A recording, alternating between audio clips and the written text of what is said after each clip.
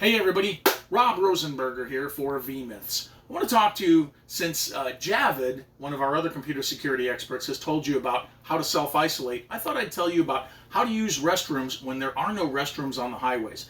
Pennsylvania and other states are going to be shutting down their public restrooms to keep you from going from A to B. This is going to be bad for truckers, of course, certainly in Pennsylvania, where the brotherly love takes on a whole new meaning when you shut down rest stops. But here's how you get from A to B. First of all, you need $100 in ones. I'm not going to open these up, but these are actually 50s in ones. The reason I carry ones instead of 20s is because when you go to a certain place and you need like a water, or you need to buy toilet paper or something like that, you'll be using a 20 and they may go, well, I can give you the water, friend, but I can't give you any change for a 20. And then you're out of 20 for a bottle of water.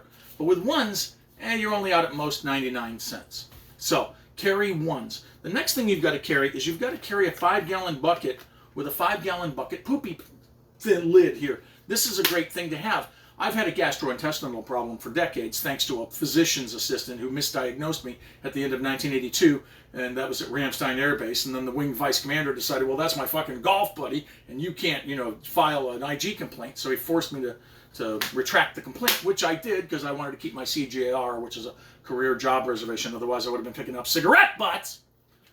But at any rate, so you need one of these. So when you go from A to B, you just take your 5-gallon bucket, which you can get at Tractor Supply or anywhere else.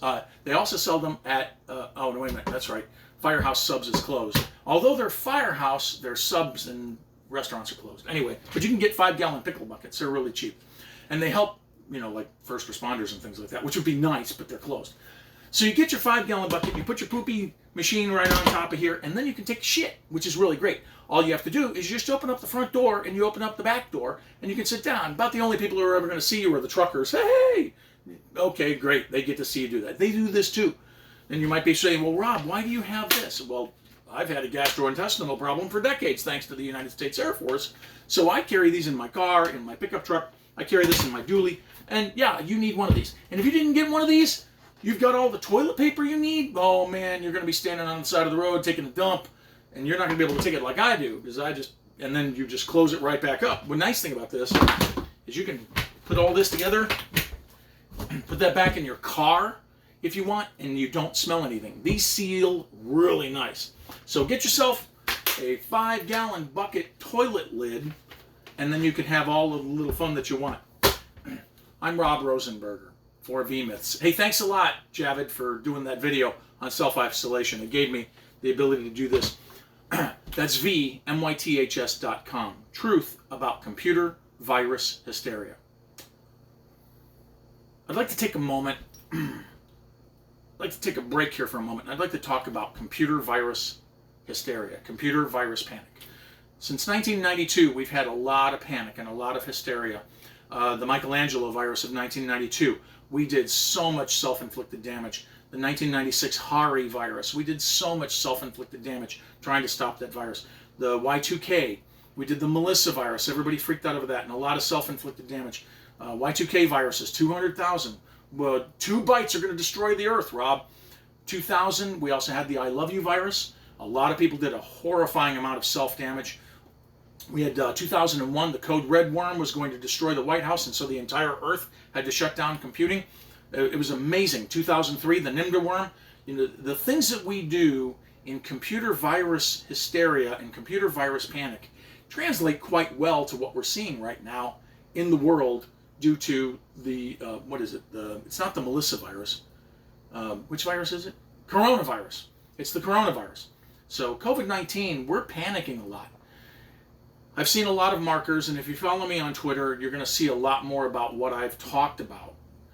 But I'm going to tell you this.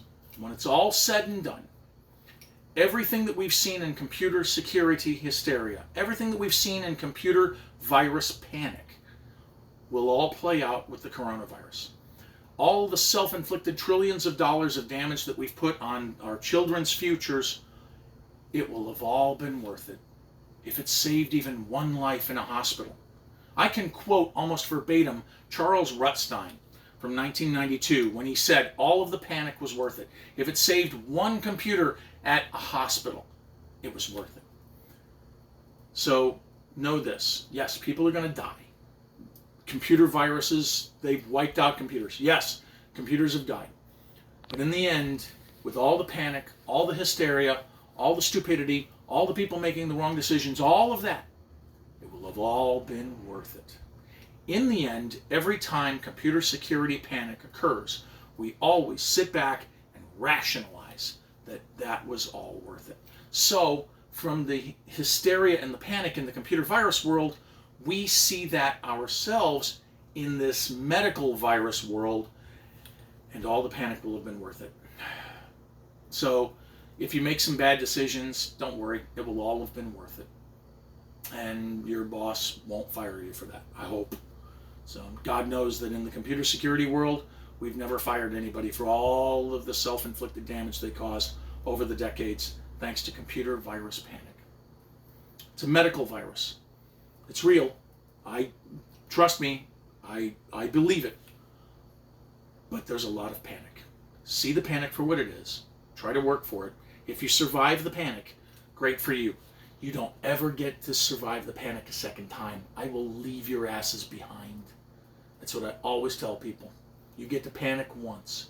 You're going to spend multiple trillions of dollars just here in the United States. Forget about the world, just trillions in the United States. Businesses are going to go down and everything like that, but all the panic will have been worth it. And all the people that got hurt due to our self-inflicted overreactions, it will all have been worth it.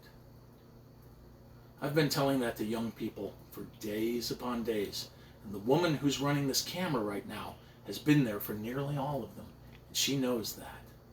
I've been telling the young people, we are going to panic at your expense. If you're young, if you're like one of my OG readers, Taco Man, was in his teens when he first started reading me in the 1990s. He knows what's coming, and there's nothing I can do about it, except to tell the rest of y'all, yeah, there's a real problem here, but stop panicking. That's why when you go out to my Twitter feeds, you'll realize I'm not part of the horde. I don't hoard the toilet paper, I don't hoard the top ramen, I don't hoard the paper towels, I don't hoard, I'm hoarding pickles. Because, I mean, you know, Clausen might go under. I love you guys at Clausen. I don't have anything else. So, avoid the